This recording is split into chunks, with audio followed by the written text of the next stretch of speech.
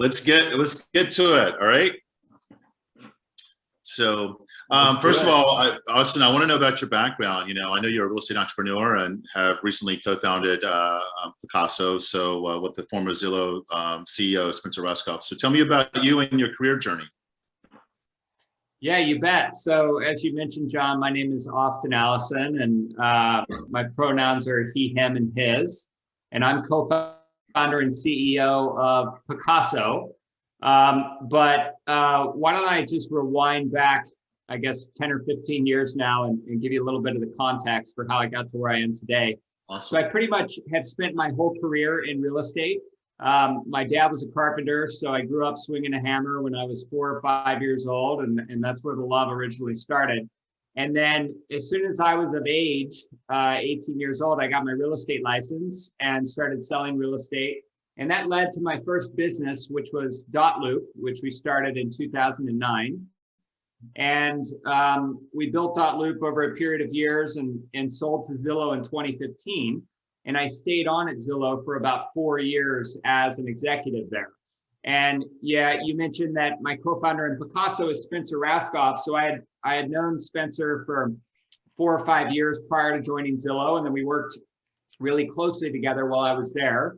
And most people in the real estate world know Spencer's name, but if you don't, Spencer was co-founder of Zillow and CEO for about 11 or 12 years before leaving a couple years ago. And he and I both left Zillow, around the same time. And we had always talked about working on a company together. So we immediately started brainstorming ideas. And we had a few ideas that we were kind of noodling on, but the idea around Pacaso is really the one that we felt most passionate about and really believed in from a mission and market opportunity perspective. And that's how we got to where we are today. It's an amazing story. And, when you're talking about even Zillow and starting this business, I'm sure it's a very interesting time to be starting a business, and so much of the world has changed. Most of us, I say most of us have gotten pretty well at Zoom meetings, which I still obviously some work to do. But more seriously, how has the state of the world changed the second home market? Yeah, you bet. So before I talk about how it's changed, I should say one thing, which is that most families who have some discretionary income and have satisfied life's basic needs of food and primary shelter, they start thinking about second homes. And we at Pacaso spend a lot of time, looking into second home markets, talking to second home owners or prospective second home owners. We also do a lot of market research, and our market research tells us that about 75% of families that make more than $150,000 in household income aspire to own a second home. And this was a desire that existed long before the pandemic. And the reason why so many families aspire to own a second home is because second home ownership is very life enriching. It empowers people to build memories with their friends and family members. You develop these rituals that become really important to who you are. And it gives you a place to just retreat to, and recharge your batteries and feel accomplished and proud of all the work that you do day in and day out. So what has changed with COVID is that the interest level for second homes has just intensified. More people, probably more than ever, certainly more than we've ever seen in my lifetime, more people are thinking about second home ownership now than they ever were before. And the reason why is, there's several reasons why, but I think the largest factor is the shift in the way that people work. More families have flexibility to either work from home permanently or work from home semi-permanently. But even for families who are still going back into the office, most companies have shifted to a more flexible culture. So the idea of being able to go use a second home for a couple weeks at a time is a lot more realistic now than it was pre-pandemic. So when you look at the real estate trends in these second home markets, the numbers reflect that intensity of demand. So and it's also reflected in the supply numbers. So starting with the inventory levels, what we're seeing is inventory levels at all-time lows. Obviously, we were already in a state of or a seller's market with a state of low inventory pre-pandemic, and it intensified post-pandemic, and it's most intense in second home markets. We've seen the same thing on the demand side. So when you look at things like, mortgage applications in second home markets, it suggests that demand has increased by about 2x in many second home destinations, or 100% year over year. And all of that is driving a lot of price appreciation. So whereas, price appreciation has gone up, in almost all markets by about 15%. It's gone up by about 20% in second home markets on average. So to sum it up, there's a lot more people thinking about second home ownership now than ever before. That interest level is more intense than it's ever been. And it's playing out in the form of tighter inventory and more demand in second home markets. Interesting. It's really some valuable, interesting information. And I think along that line, what are these second home buyers typically looking for in their second home? Are there certain things that you see that kind of just at the forefront of what they're looking for? Yeah, absolutely. So when you take that cohort of people who I described before that make enough money to have some discretionary income, that are thinking about second home ownership, and you double click and you ask them the question, what stops you from owning a second home today? About 50% of those people say it's cost. They either can't afford a whole second home, or they can't afford the whole second home that they want. The other 50% of people say justification. They just can't justify owning 100% of something that they're only going to use 10 or 12% of the time. And second homes are typically only used about 10 to 12% of the time, or 5 or 6 weeks per year. So what people are looking for is a better way to own a second home. They're looking for a second home ownership option that makes more sense financially, where you can effectively right size your ownership and buy what you need. They're also looking for a second home ownership solution that is lower hassle, because second home ownership is full of hassle and stress. I mean, for all of us who, even if you don't own a second home and you own a primary home, you can relate to just how much work home ownership is. But ownership in particular is a lot of work because you don't live in the market, so you're usually a couple 100 miles away. So you're relying on third-party service providers. Oftentimes in these second home destinations, the elements are more intense, like in mountain environments, you have snow and in more extreme weather, which makes homes hard to manage. So second homes are just very, very expensive and full of hassle and risk. So what's really resonating with people about Pacaso is that Pacaso solves those two problems. We've provided a solution, which we describe as co-ownership, that empowers buyers to right-size their ownership and buy only the amount of the home that they're actually going to use. And they, in doing so and working with Pacaso, they effectively hire Pacaso as the manager to handle all of the details, everything from cleaning the property to repairing the property, to paying the bills. It really is turnkey ownership. So that's what people are looking for. In terms of the attributes of the homes, what we're finding is that second home owners or aspiring second home owners really prefer homes that are within drive distance. So about 70% of second homeowners prefer for their second home to be within driving distance from their primary home. Only about 30% are interested in flying. So we typically see that range in the kind of 200 to 300 mile radius. So where I'm at in the San Francisco Bay Area, common markets include places like, Napa Valley, which is about an hour from San Francisco, or Lake Tahoe, which is about 3 hours from San Francisco by car, or Monterey, which is about an hour and a half from San Francisco by car. So that's typically what people are looking for in their second home purchase. Well, I think you kind of answered some things, which is really interesting, and that was part of my own and getting my second home. But tell me a little bit about Pacaso and like the origin of the idea for your business. I think you alluded to that as far as ease of having something that's kind of maintained for you, but kind of give us some insight as far as how that all started. Yeah, absolutely. So it started, the idea, interestingly, started for me about 8 years ago. It was late 2013, and my wife and I had recently started spending time in San Francisco for my prior business, Loop. And like most families, we always dreamed of owning a second home. And as soon as we came out to San Francisco, we started experiencing Lake Tahoe, and we fell in love with it. So we just had been dreamers about this idea of owning a second home. Well, in late 2013, early 14, we were able to make that dream a reality. We became second homeowners in Lake Tahoe. And it was a real stretch for us financially at the time. We basically had to max out all of our savings to put a down payment on this house, maximize the amount of leverage that we could get on the home. And then we had to rent the home out on Airbnb to pay the bills and pay the mortgage, not because we wanted to be landlords or deal with that hassle, but because we had to, because there was no other way to kind of right size our ownership at the time.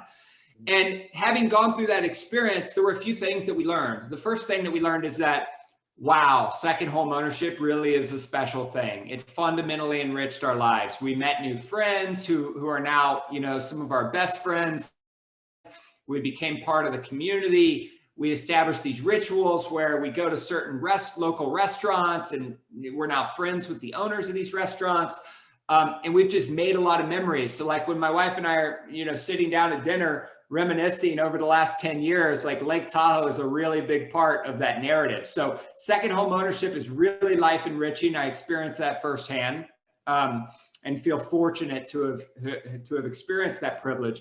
The second thing that we learned, though, is that second homes are very expensive and out of reach. So unfortunately, this is a reality that's limited to the top one, or that has historically been limited to the top 1%. And it shouldn't be. This dream should be possible for the top 15 or 20% of the world. The third thing that we recognized, having gone through the second home ownership experience, is the same thing that almost all second homeowners realize, which is it's really hard to use a second home more than 5 or 6 weeks a year. I mean, even today, we still probably only use our Tahoe home 3 weeks a year. It's very, very difficult. So what that means is that these second homes are highly underutilized. And that's bad for communities. That's bad for the neighborhood. That's bad for the environment.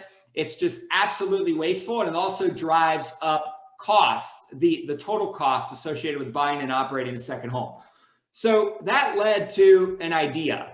And that idea sort of incubated for me over 7 or 8 years. And then when Spencer and I came together, he had a similar experience, slightly different perspective, but we both aligned around these ideas of second home ownership being really enriching, that more people should have access to second home ownership. It shouldn't just be limited to, the wealthy elite. And the third theme is that second homes are highly underutilized. So that was the problem that we were trying to solve. And what we realized is that there actually, was a solution that has existed for a long time. It's just very hard to do on your own. And that solution we described as do-it-yourself co-ownership.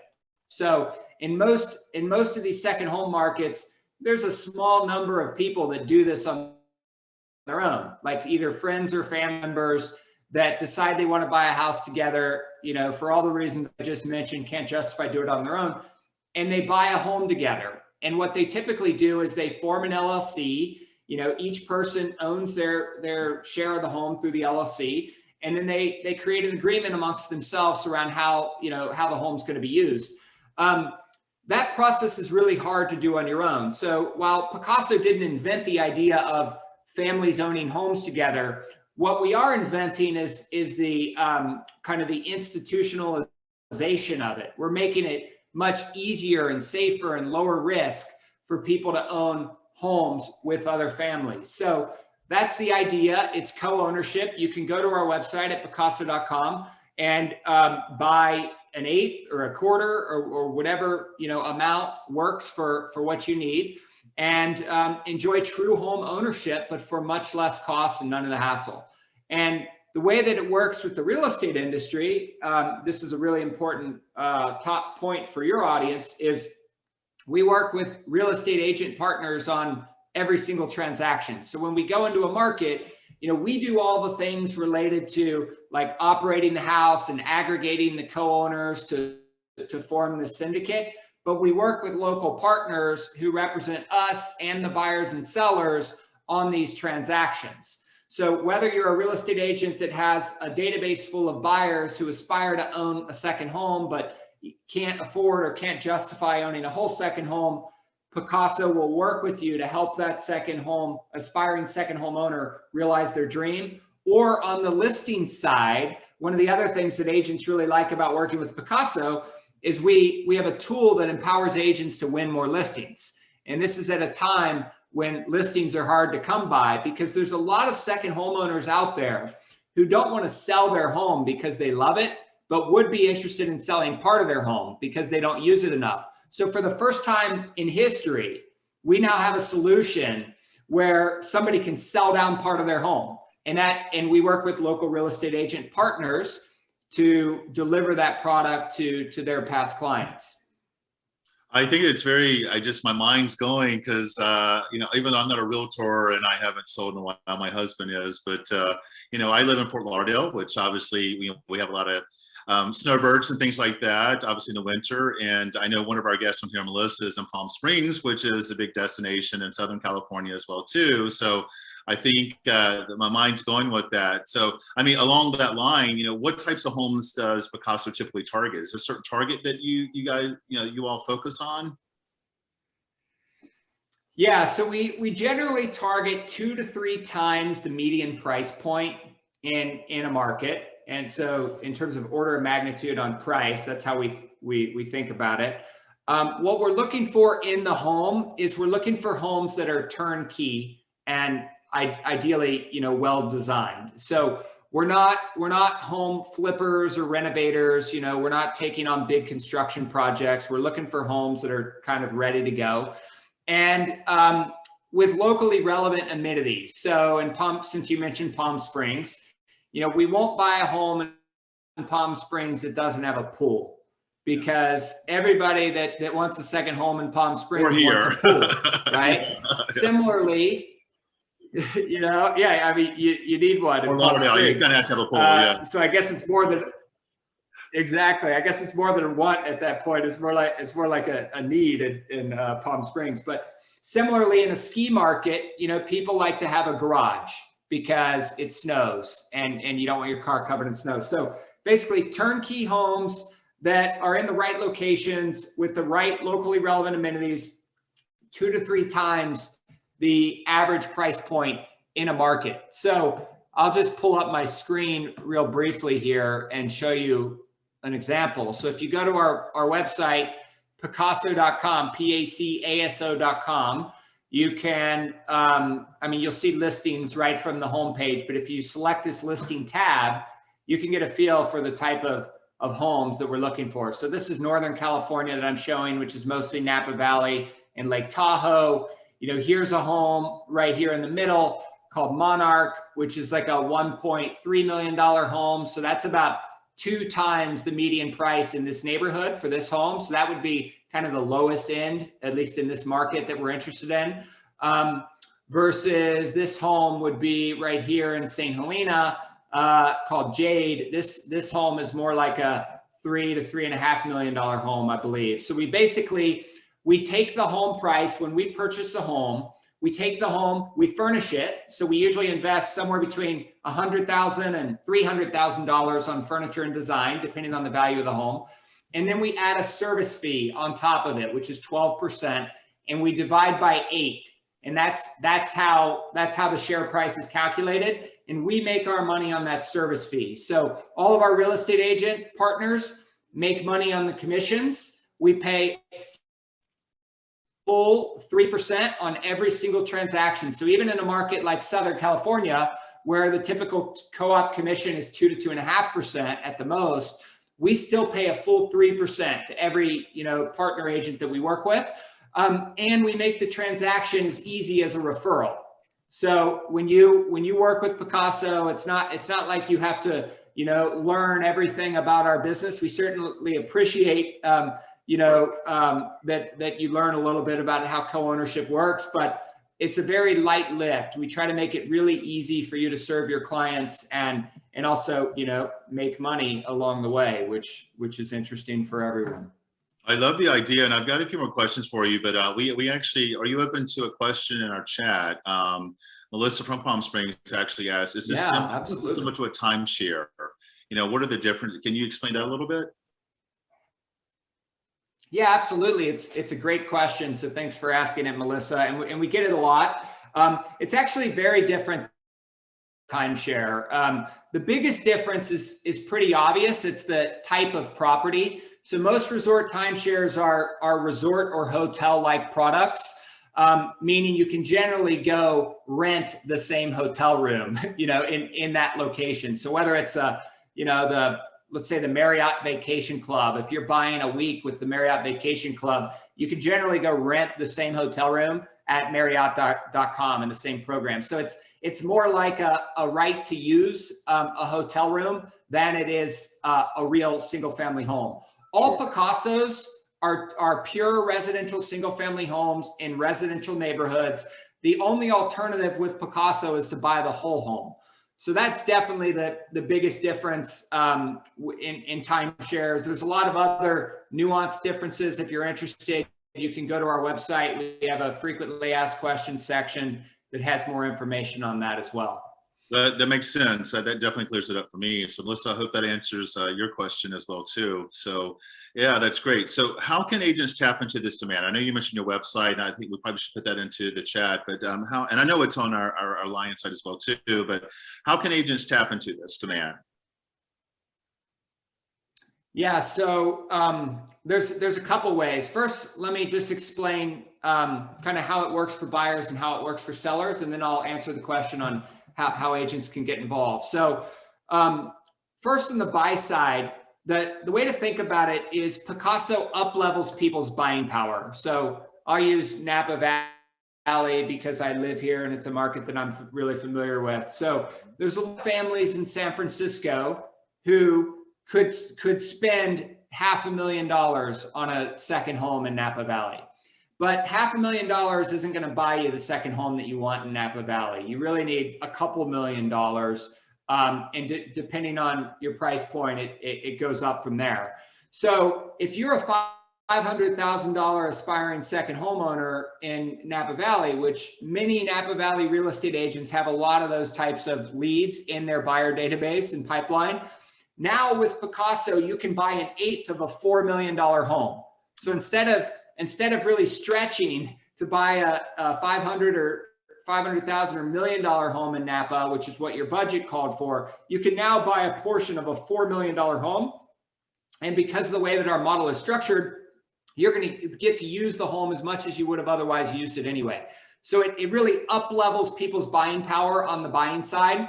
And what we're finding with our real estate agent partners is that it's purely additive to their core business. Sure. It does not, as a general rule, it does not compete with or cannibalize your core business in any way. Because in that example that I just provided, that $500,000 buyer would likely not have transacted anytime soon. So we're empowering agents to basically convert more of their database into transactions while also helping the owners to deliver on their dream.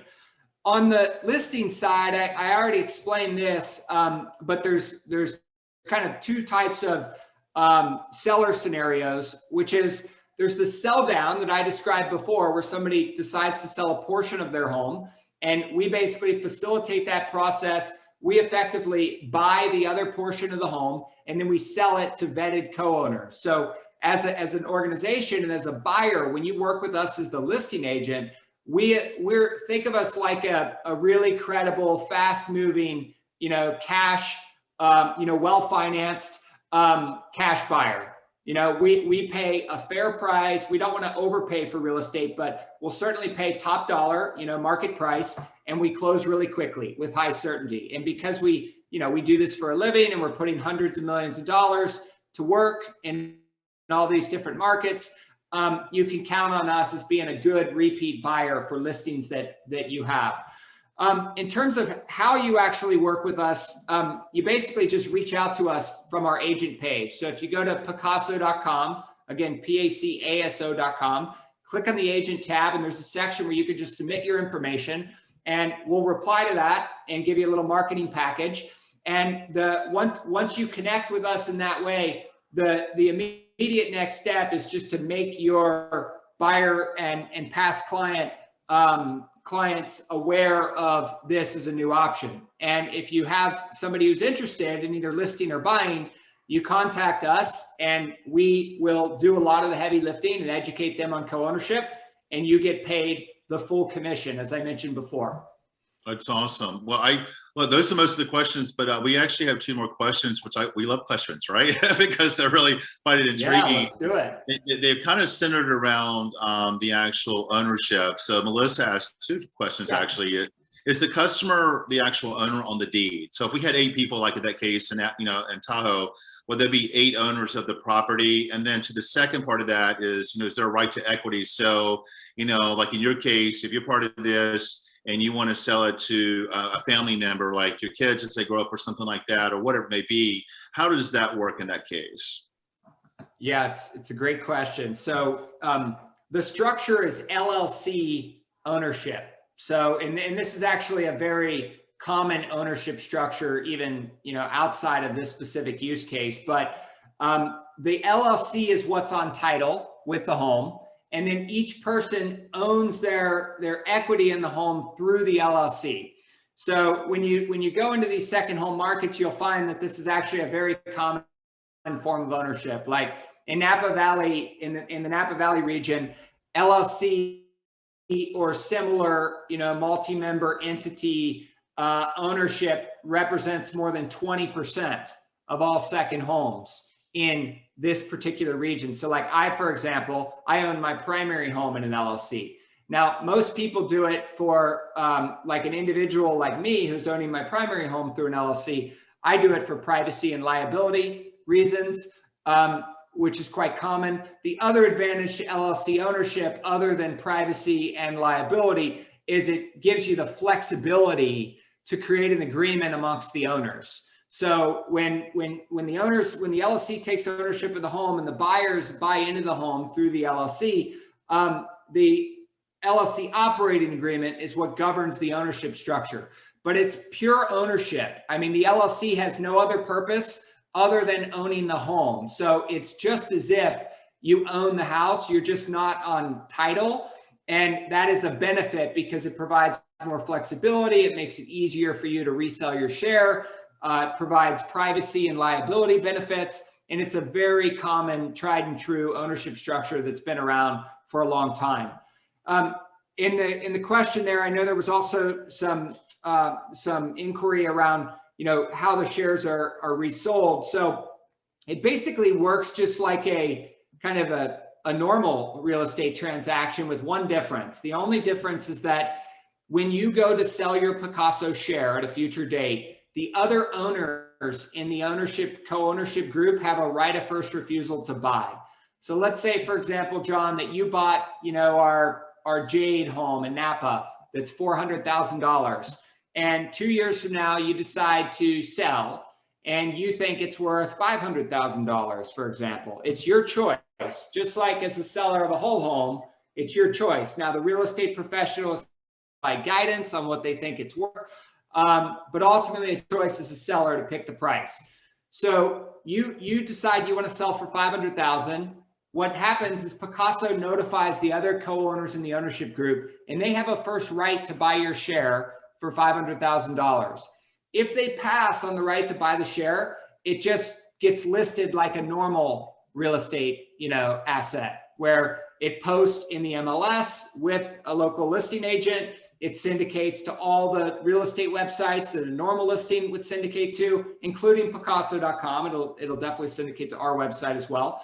And then it transacts just like a normal home. So it's a very streamlined resale process. The owners who purchase these homes own 100% of the home once it's fully sold. It's Pacaso retains no ownership. We only own the home for a portion, for an initial period of time, while we're aggregating the other co-owners to fill out the ownership group. After that, it's just like you and a few families own a house together.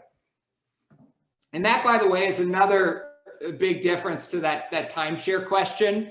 You know, like, imagine if you had bought into the Marriott Vacation Club in wherever, Cabo, and all of a sudden the Marriott goes out of business, and you're just stuck holding this piece of paper that says that you're one of 15,000 people that own a week, you know, timeshare in this hotel. Your piece of paper is basically useless. I mean, they're like, what are you going to do? You and the 15,000 people, what you were buying into was the whole program. You were buying into the Marriott and all this other stuff. With Pacaso, this is just real estate ownership. This is good old-fashioned real estate ownership. And here's the test. Imagine a hypothetical where we just snap our fingers and make Pacaso go away as if we never existed. You in that scenario would just be in a group, a small group of owners who own a piece of real estate. You could just sell the whole house if you wanted to at that point. Like, as long as you believe that real estate has value and you're buying in markets that you feel good about. And history says that if you buy real estate markets, it generally goes up over time. And this is just real, you know, good old fashioned real estate ownership. You know, I've been in the real estate business 22 years, and to me, this is just one of the most fascinating conversations, just because it's so different to me, you know, and learning about this and just a new market. I think you coined it correctly. Obviously, you started the company, you know what you're doing, but it creates a new market, and obviously, where agents and their professions can actually go into this. It's a different talk track, right? And so it's very exciting. Maybe people didn't think they would be able to have a second home. It opens up that door, which is very exciting, and it's really fascinating. So I've learned a little bit about it. I've gone into the Alliance website, but obviously I encourage everyone to go on our website to learn more. We have a direct link on there. And this has been a great session, and apologize once again for the tardiness on my part in getting into it, but well worth the conversation, Austin, and I can't thank you enough. So thank you so much for your time and your collaboration with the Alliance. It means a lot to us. And let me see, I just want to make sure I have all the questions. Oh, Melissa says thank you. So Melissa, thank you for your questions, because they were spot on. They were excellent. So it was excellent. So thank you so much, Austin. Have a great day. Stay safe, and hopefully we'll see you soon. And if you're in Vegas and the third week of September, we're having our conference. We'd love to see you. So we're excited about that. So anyway, thank you so much for your time. Okay. Thank you all. All right. Bye-bye. Yeah, thank you all so much. We're really proud to be a member, and thank you very much. Thank you.